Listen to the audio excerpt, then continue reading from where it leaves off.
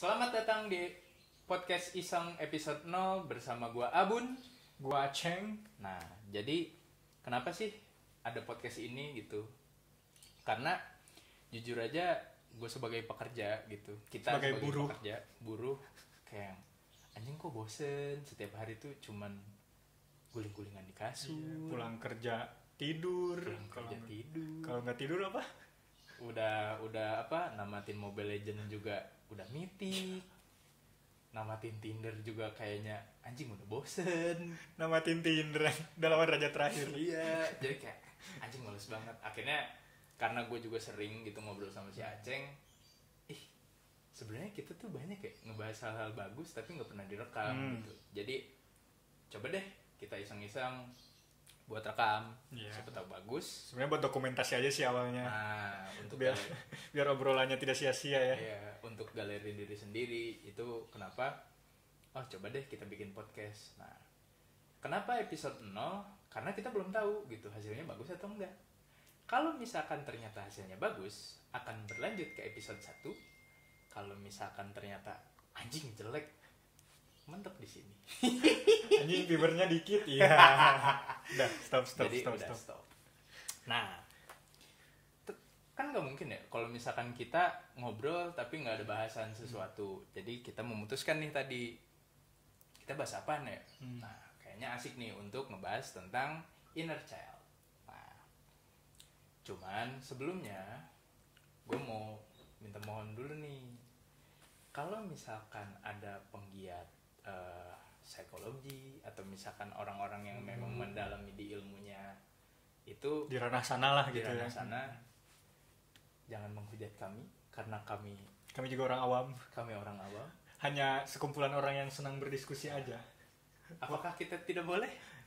Boleh. Apakah kita punya hak untuk membahas ini? Tentu punya. Apakah harus valid? Gua rasa enggak. Jadi let it be aja. Nah, sebelumnya kita harus tahu dulu nih definisi dari inner child itu apaan sih. Jadi itu alasan kenapa gue udah nyari definisi dari inner child via Google. Iya. Mbah Google for sure. For life. Nah, menurut Google sendiri, inner child adalah istilah untuk menggambarkan respon, sifat, dan sikap seseorang yang terbentuk dari pengalaman masa kecil, baik pengalaman positif maupun negatif. Gak ngerti. Kita cari dari Coba cari sumber lain. Kita cari dari parenting.co.id. Cakep. Secara garis besar, inner child mencakup aspek-aspek yang membangun kepribadian seseorang sejak masih kecil. Pengalaman dan pengetahuan yang didapat seseorang di masa kecil lah yang membentuk menjadi orang dewasa. Tetap gak ngerti. Teoritis banget. Jadi tidak berguna ternyata teman-teman. Tapi gue pengen nanya lu dulu nih, menurut lu sendiri gitu, inner child itu apaan sih definisinya gitu? Nggak usah definisi, hal yang lu tangkap ketika lu mendengar tentang inner child gitu, apa sih yang ada di kepala lu gitu? Inner child ya.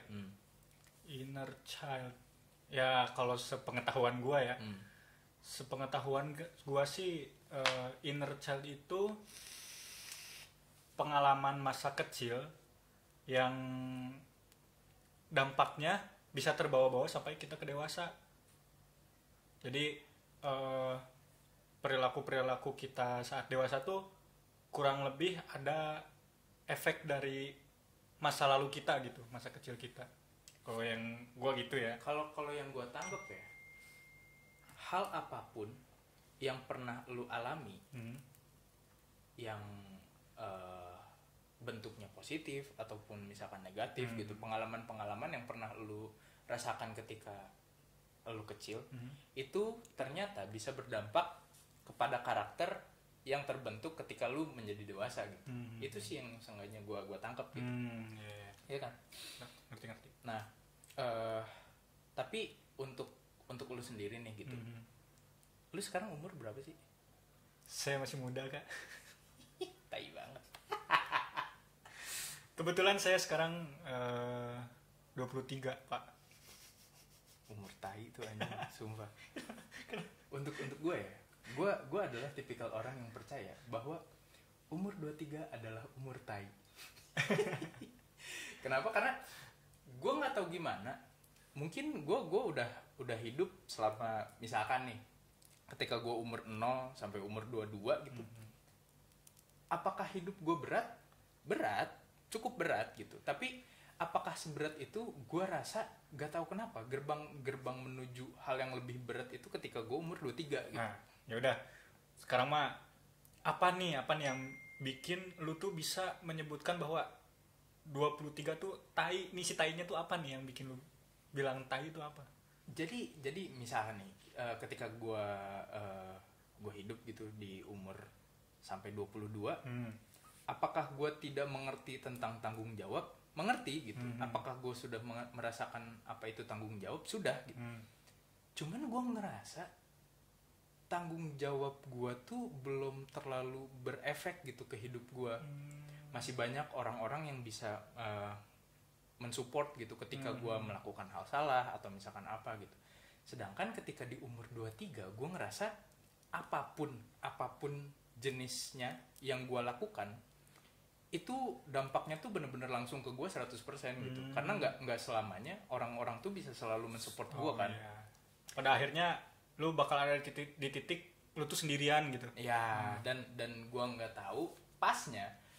Gue ngerasa hal itu tuh terjadi di gue pas banget di umur 23 nih, kayak gitu. Jadi kayak semua bentuk responsibility apa segala macem tuh bener-bener gue langsung rasain gitu tanpa gue bisa disupport oleh orang lain gitu. Karena memang apapun yang gue kerjakan at that time harus bisa gue pertanggungjawabkan 100% gitu. Sepenuhnya oleh diri lu gitu. Sepenuhnya oleh diri gue gitu.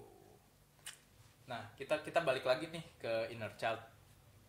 Lu inget gak sih momen pertama kali lu ngeh bahwa anjing, karakter yang terjadi yang gue alamin di umur gue sekarang ini, yang kebentuk lah ya, yang kebentuk di umur gue yang sekarang ini ternyata adalah efek dari hal yang pernah gue alamin di masa kecil gue gitu. Pernah gak? Pernah.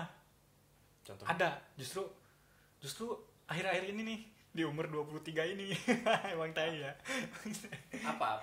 Justru akhir-akhir ini nih gue baru ngerasa bahwa wah anjing, ternyata gue tuh nggak pedean orangnya, nggak percaya diri. Gue baru nyadar akhir-akhir ini.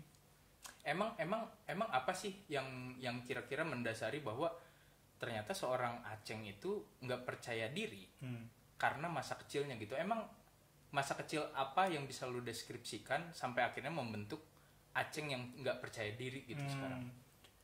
Sebenarnya ya mungkin dari dulu gue udah ngalamin gitu rasa nggak percaya diri itu. Kayak misalnya ngobrol sama orang, atau bahkan gue yang ngobrol di depan banyak orang deh, ngomong gue yang ngomong di depan banyak orang deh gitu. Mungkin kalau dulu cuma sebatas gue maju ngomong di depan banyak orang, tapi gue gelagapan nggak bisa ngomong gitu, terus gue malu, terus udah. Jadi gue nggak cuma sebatas momen gitu itu aja gitu, nggak bikin sampai sadar bahwa wah, anjing ternyata gue tuh rasa percaya diri gue tuh buruk gitu. Emang pengalaman, berarti ini kan berpengaruh terhadap pengalaman buruk yang pernah lu alamin kan di masa kecil lu gitu. Apa momennya ketika lu tuh jadi bikin anjing gue nggak mau lagi deh gitu maju-maju lagi gitu, atau kayak anjing gue nggak mau deh tampil di depan umum lagi gitu. Emang momen apa yang pernah terjadi terhadap diri lu? Sebenarnya lumayan sering sih, kayak ya gue misalnya di tempat kerja ada briefing gitu, gue tuh terbilang paling jarang gue muncul gitu waktu briefing tuh. Nah itu tuh jadi karena akhir-akhir ini gue ngerasa oh ternyata gue tuh nggak percaya diri, gue tuh langsung throwback gitu, langsung nginget-nginget ini ada apa sih gitu, apa yang bikin gue sekarang kayak gini tuh apa sih gitu. Nah gue langsung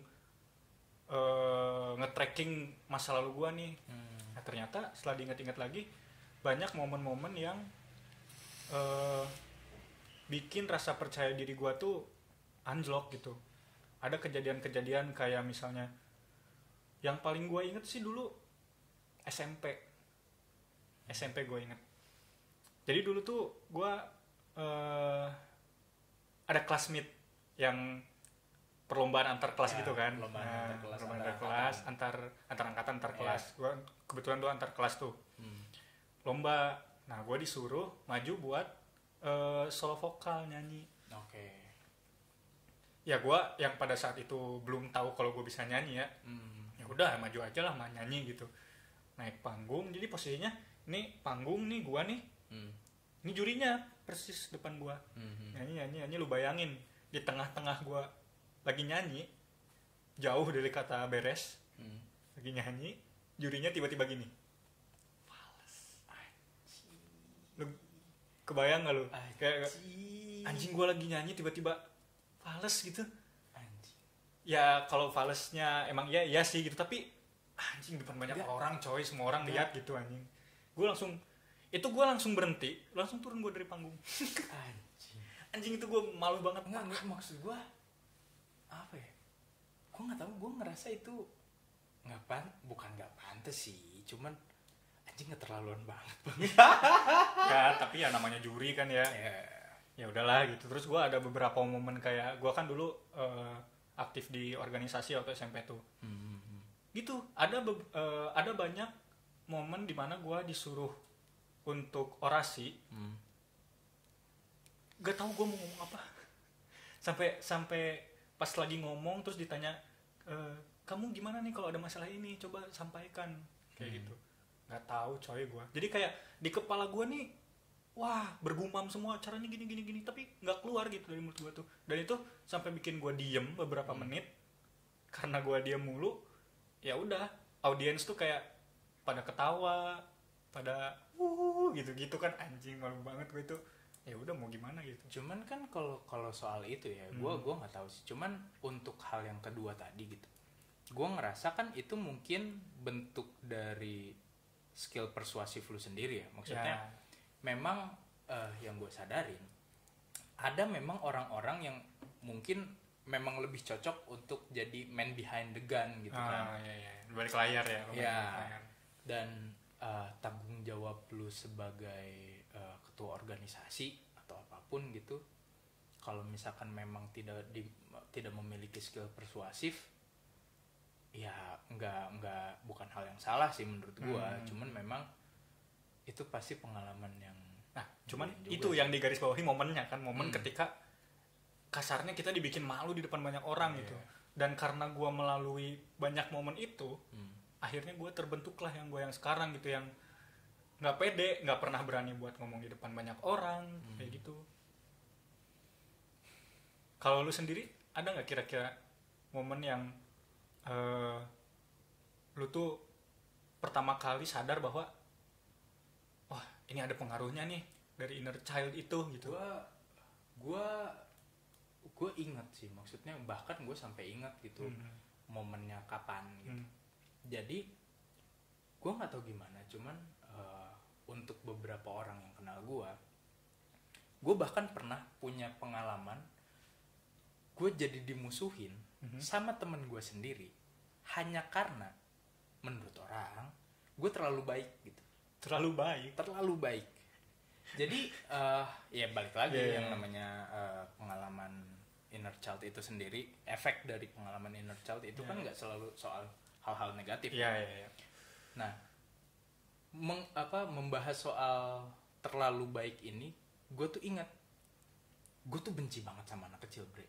Oh iya? Benci banget. Gue benci banget sampai gue jujur aja, kalaupun nanti gue at the end menikah gitu, gue nggak tahu kenapa gue punya pemikiran, anjing gue nggak mau punya anak. Child free. Karena bukan karena apa-apa gitu, bukan karena tanggung jawab sebagai suami atau ayah mungkin nanti apa segala macam, pure karena gue tuh nggak suka anak kecil. Kenapa? Karena gue tuh benci banget anak kecil yang rese, anak kecil yang kalau misalkan dia punya keinginan dan nggak dipenuhi sama orang tuanya. Rewel gitu. Dia tuh yang rewel, yang ngegebuk-gebukin orang iya. tuanya, yang dia guling-guling, yang anjing, ini itu gue benci banget. Kenapa? Karena gue tuh sadar gue tuh anak yang baik banget dulu. Kenapa gue bisa sadar hal itu? Karena gue masih ingat banget, gue adalah tipikal orang yang gak pernah mengutarakan keinginan gue bahkan dari kecil.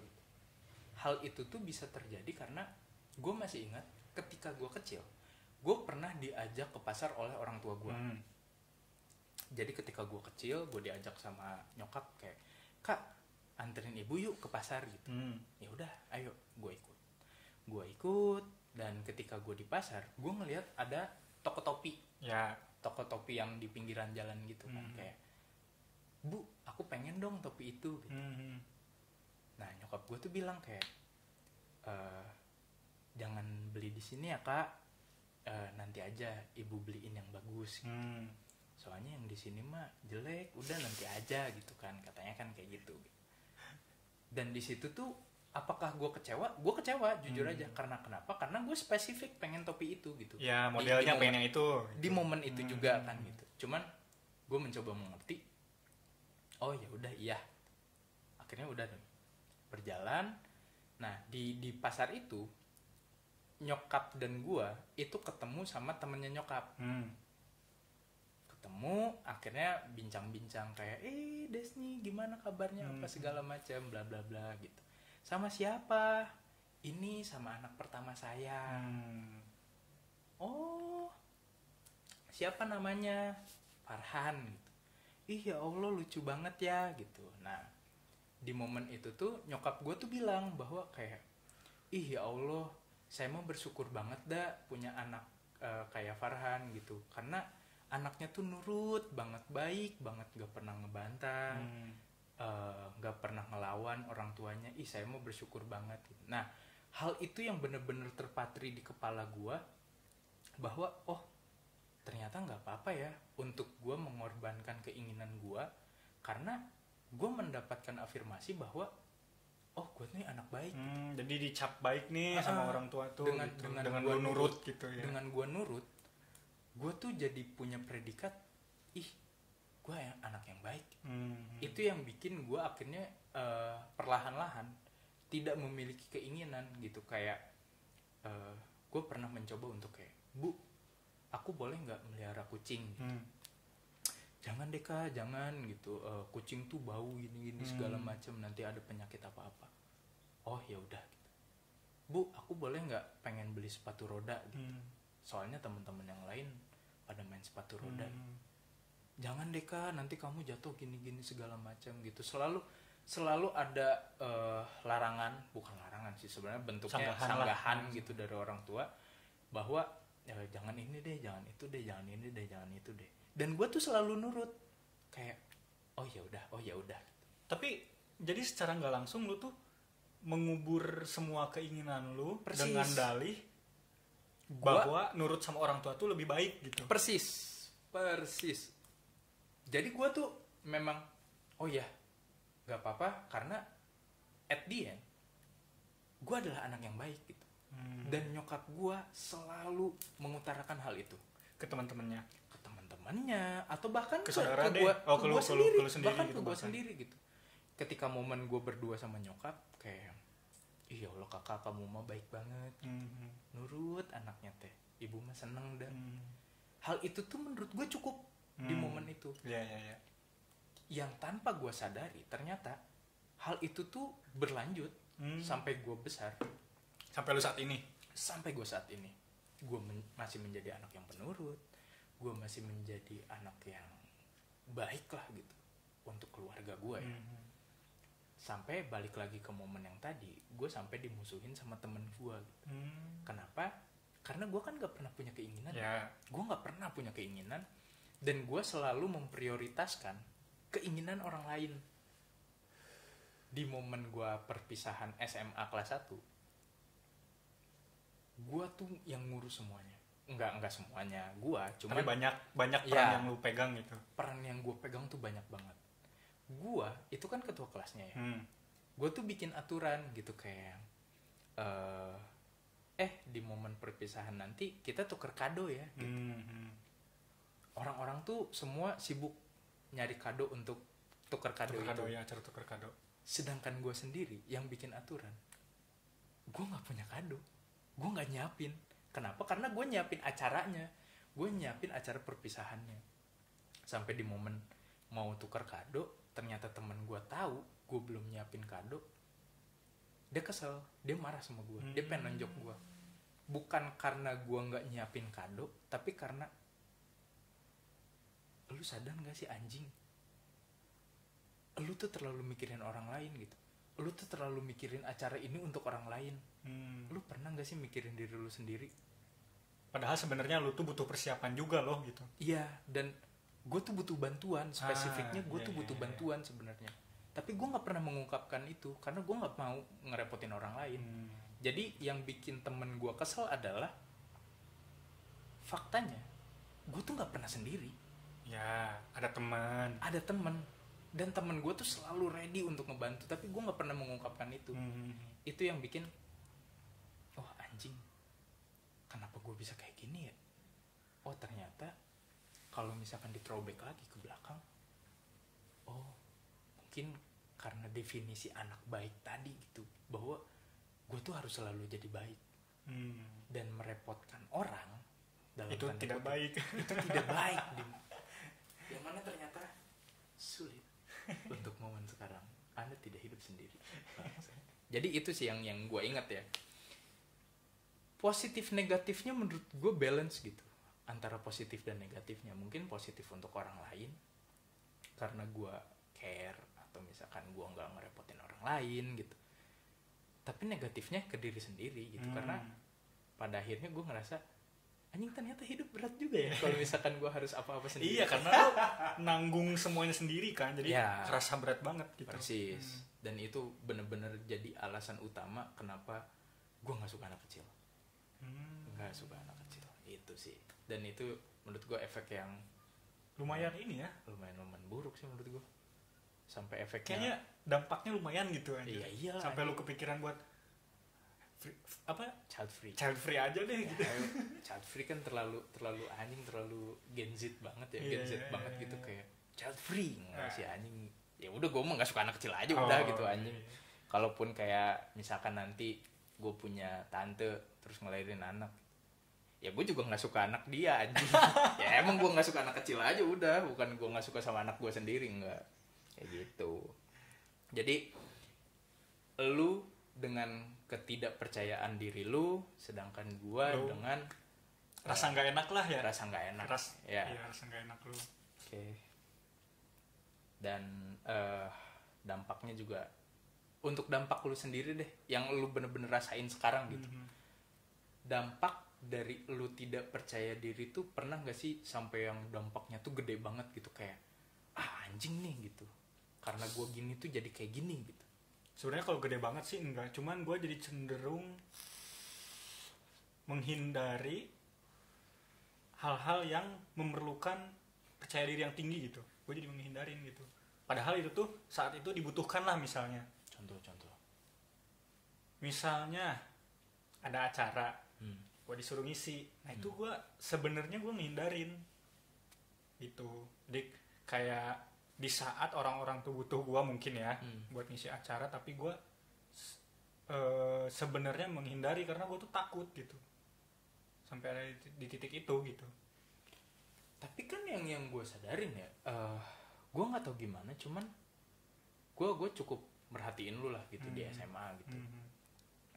Kayaknya lu bukan terlalu tipikal orang yang introvert lah gitu bahasanya, kayak lu cukup tampil, lu bahkan cukup dikenal oleh angkatan lu sendiri gitu, apa segala macam.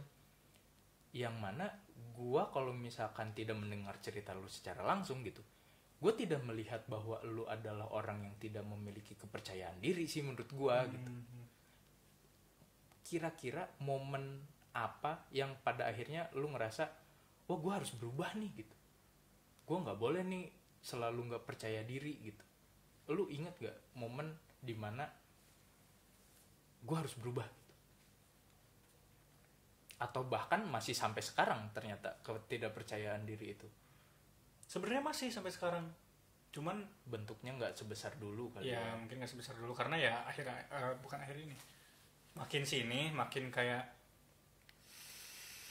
soft skill nggak sih, ini percaya diri soft skill lah. iya kan. Nah Iya. jadi kayak mikir wah anjing udah gitu kan, maksudnya udah masuk dunia kerja di mana itu percaya diri tuh Perlu poin banget, plus perlu, banget iya. gitu kan. Perlu banget Nah, makanya gue mencoba buat harus gerak sih. Gue nggak bisa kalau gue harus berkutat dengan sesuatu yang gue takutin gitu.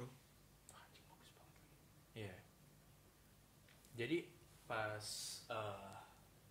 lu punya kesadaran itu dan lu juga bahkan berusaha untuk melawan hal itu gitu, ada nggak momen dimana ketika lu sadar bahwa lu sebenarnya takut atau bahkan lu nggak mau gitu, tapi lu akhirnya melawan dan ternyata hal yang selama ini gue takutin tuh nggak seburuk itu ya.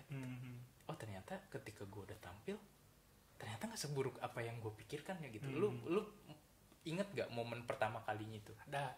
Kalau gue kan ya mungkin kesini gue lebih ke hobi gue ya. Gue kan seneng nyanyi, terus ya beberapa kali tampil lah di depan orang gitu. Nah yang gue dapetin ketika gue tampil yang bikin gue jadi mikir, oh ternyata nggak seburuk itu kok buat meningkatkan rasa percaya diri gitu. Karena ketika gue ngelawan rasa takut itu, terus gue maju dan gue berhasil gitu, selesai di panggung itu misalnya, dapat apresiasi dari orang-orang. Nah itu sih pentingnya banget. Apresiasi. Jadi jujur gue suka ada rasa maju mundur gitu kan, itu. Karena banyak ketakutan yang muncul sebelum perang gitu, yang mana sebenarnya gue tahu itu tuh pasti lewat aja kok gitu. Terlepas dari ntar di tengah-tengah kayak gimana atau mungkin malah berhasil kan, justru bagus gitu. Makanya gue jujur ya, bukan sih gue so tahu atau gimana terhadap diri lu sendiri, bahkan karena gue tuh ngerasa hal-hal yang lu utarakan tuh jadi seolah-olah nggak valid, coy. Jujur aja, karena gini untuk gue orang yang tidak pernah melakukan apapun ya gitu, lu tuh melakukan segalanya gitu. Lu olahraga oke dan bagus gitu, lu main musik juga oke gitu kan, lu bahkan so-so lah sebenarnya mah. iya mungkin menurut lu, tapi kan untuk kacamata gue tuh kayak wah nih orang full skill banget gitu. Maksud dan nggak malu untuk menampilkan hal itu gitu. Lu tampil dengan band lu tampil solo, bahkan lu padus, lu olahraga karate ya, lu tuh taekwondo, lu di organisasi aktif, lu panitia mos apa segala macem, dan menurut gue itu tuh cukup cemerlang gitu. Sampai akhirnya nama lu tuh terdengar gitu di angkatan lu. Bahkan bukan di angkatan lu doang, di angkatan gue pun siapa sih yang gak kenal lu gitu. Faktanya gue aktif itu itu buat cara gue buat ayolah jangan berkutat lah sama masa lalu kayak gitu. Dan itu tuh tiap kali gue mau tampil, mau ini mau itulah gitu. Misalnya soal taekwondo deh yang nguras mental banget nih kalau mau tanding ya. Itu tuh dibalik itu tuh sebenarnya kayak wah anjing keringet dingin lah, takut kalah lah ini tuh. Nah itu tuh pressure-nya lumayan gitu sebenarnya ya gitu. Ya tapi pada akhirnya mau nggak mau gue harus ayo bisa. Gokil. Tapi emang gue rasa ya, apakah lu boleh untuk nyerah terhadap diri lu? Kalau bisa jangan. Iya sih. Nyerah boleh, tapi jangan berlarut itu sih sebenarnya. Jadi maksudnya lu harus nemuin momen ketika lu nyerah, tapi lu harus nemuin momen, nemuin titik lu harus bangkit nih. Iya. Setelah nyerah nih harus bangkit lagi gitu. Jadi pada intinya, apakah lu punya hak untuk menyerah? Punya. Ya boleh gitu. Apakah lu pengen menyerah terhadap diri lu dan menjadi lu yang gitu-gitu aja? Ya boleh aja sih, cuman sayang gak sih? Sayang aja sih sebenarnya. Ya itu pilihan lu, tapi kayak ya kapan lagi gitu. Iya. Terakhir deh, lu punya nggak sih pesan untuk orang-orang yang kira-kira punya masalah gitu terhadap dirinya tentang hal yang anjing gue terlimitasi nih sama diri gue karena dari dulu tuh gue orang yang kayak gini-gini, misalkan kayak yang tadi gitu. Gue tuh nggak pernah punya kepercayaan diri gitu. Gue tuh orangnya pemalu. Gue orangnya gak bisa nih masuk ke circle manapun, sosial manapun gitu, society kayak gitu-gitu. Lu kira-kira punya nggak sih tips atau misalkan pesan atau misalkan apapun? Ya enggak, balik lagi, nggak harus valid, kan bebas dong. Nah, lu punya nggak sih? Aduh, pesen lagi. Gue kayak ini gue ngasih pesen ke orang tapi padahal gue aja masih berjuang. Iya, yang penting fight-nya nggak sih? Yang penting tuh daya juangnya nggak sih? Iya. Nah, jadi kira apa? Kalau dari gue sih, karena kan kalau masalah gue kan sebenarnya dirasa percaya diri ya. Jadi percaya aja kalau rasa takut itu cuma asumsi, itu bukan sebuah bukan sebuah kenyataan, karena kan namanya rasa takut adalah sesuatu yang datang sebelum kejadian itu terjadi gitu. Iya. Ya kan? Iya. Nah, jadi percaya rasa takut itu cuma asumsi, di mana namanya asumsi harus dibuktiin kan? Persis. Harus dibuktiin kan? Keren. Nah, makanya lawan dulu, maksudnya biar lu tahu nih batas rasa takut lu segimana. Atau bahkan lu bisa ngalahin rasa takut lu sendiri gitu. Yeah. Do it. Gitu. Do it. Do Ya, it. bukan duit. Yeah. Bukan duit ini. Paham. Do it gitu. Jadi kayak udah lakuin aja gitu. Nggak usah mikirin hasil akhir lah. Hasil akhirnya mau bonus gitu. Nah, apakah pasti berhasil? Belum tentu. Belum tentu. Tapi apakah itu tanda bahwa lu ternyata loser? Enggak juga. Karena memang yang namanya segala sesuatu itu kan pasti ada probability-nya. Dan probability kesuksesan itu kan nggak mungkin 100% kan? Pasti ada gagalnya lah. Nggak mungkin anjing. Sebenarnya poinnya at least lu bisa menjawab asumsi lu itu gitu. Yeah. Jadi lu nggak berkutat sama rasa takut yang cuma ada di kepala. Okay. Jadi setelah ngobrol beberapa hal gitu bahwa ternyata anjing inner child tuh bisa berpengaruh bahkan sampai orang yang udah dewasa ya gitu. Nggak kenal tuh orang yang misalkan umur 23 itu selalu gemilang karena apa atau misalkan ya, mungkin dia punya privilege mungkin apa segala macam, ternyata nggak mandang gitu. Oke, pada kesimpulannya ternyata inner child tuh berpengaruh banget ya sama karakter kita di masa sekarang gitu. Dan gue setuju banget sih sama pendapat Aceng soal sebisa mungkin kita tuh menyelesaikan hal-hal yang pernah terjadi di masa lalu gitu ya, terutama yang bentuknya tuh negatif. Cuman gue rasa dengan kita sadar bahwa ada hal-hal yang mempengaruhi karakter kita sekarang, itu udah gerbang pertama menuju perubahan sih. Iya benar. Ya nggak sih? Seenggaknya kita bisa sadar dulu nih gitu, biar tahu kita harus apa nih langkah selanjutnya. Nah iya. Dan kalau misalkan lu punya niatan untuk membenahi hal-hal yang pernah terjadi di masa lalu yang bentuknya negatif secara perlahan, itu bakalan jauh lebih bagus sih. Iya, karena mau nggak mau sih, maksudnya kan kita hidup terus berjalan kan, mau nggak mau kita juga harus terus ngelangkah gitu. Ya jadi mau nggak mau juga ketika kita mau ngelangkah kita harus selesai dulu nih sama yang belum selesai gitu. Karena bakalan jauh lebih nyaman gak sih kalau misalkan kayak kita udah selesai nih sama diri kita sendiri gitu ya guys. Nah poinnya itu sih sebenarnya dengan atau tanpa ada inner child kita hidup tetap berjalan gitu. Iya, cuman poinnya tadi kita ngincer nyamannya kan. Iya. Ketika kita mau melangkah dengan nyaman, nah itu selesai dulu lah sama yang itu. Gue kadang benci tuh sama orang-orang yang kayak, ya gue tuh gini orangnya, terima gue dong apa? Tai anjing. Sumpah, untuk orang-orang yang kayak gitu, anjing lu gedenya nggak akan jadi apa-apa, bangsa. Tolol. Ya kalau misalkan lu merasa ada hal yang nggak beres di dalam diri lu, selesain, brengsek. Betul. Pasti. Iya. Jangan yang ya udahlah hidup aja jalanin aja gitu, nggak bisa anjing kayak gitu. Tolol banget. Maaf untuk yang tersinggung, tapi ini emang untuk Anda. Untuk Anda. Oke, kayaknya cukup sekian dulu. Thank you, bro.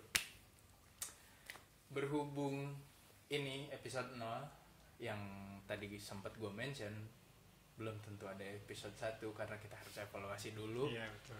Kalau misalkan ternyata anjing hasilnya bagus ternyata kita lanjut, tapi kalau misalkan kayak kurang banget anjing. ya, Apaan sih ini? Berarti kita mentok sampai sini. Iya. Untuk kalau misalkan ada yang nonton dan ternyata kayak wow bagus nih gitu, kita kan belum punya nama nih podcast. Coba dong kalau misalkan ada yang emang nonton dan berniat untuk ngasih nama yang berhubungan dengan kami, bolehlah ketik Komen aja lah, komen. Komen. Sama tadi juga kan kita ngebahas inner child nih. Ya barangkali dari teman-teman ada insight yang lebih dalam mungkin mengenai inner child, ya buat kita bahan diskusi aja sih sebenarnya. Iya. Biar kita juga sama-sama nambah wawasan juga gitu. Atau kalau misalkan ada yang mau ngehujatnya, apaan sih anjing lu orang tolol ngebahas inner child, so tau banget. Boleh, sumpah. Ketik aja, lu hujat boleh. Tulis di komen. Terbuka lah ya buat. Yeah. Dan kita pasti baca, kita pasti baca. Karena kita yakin nggak akan terlalu banyak sih yang komen. Apakah kita pasti baca? Kita pasti baca. Apakah kita pasti peduli? Belum tentu. Don't care anjing, Iya. terserah lu mau ngomong apaan deh. Karena balik lagi, kita cuma so tahu di sini. Iya. Kita nggak berniat menggurui atau apapun. Oke. Ya Allah. Gak ada sinkron-sinkronnya anjing. Oke, cukup sekian dari kami. Semoga hal baik selalu terjadi pada Anda. Cukup sekian, gua Abun cabut. Gua Ceng cabut juga. See you next time. Ciao. Kenapa tadi bisa kayak gitu? Aneh banget.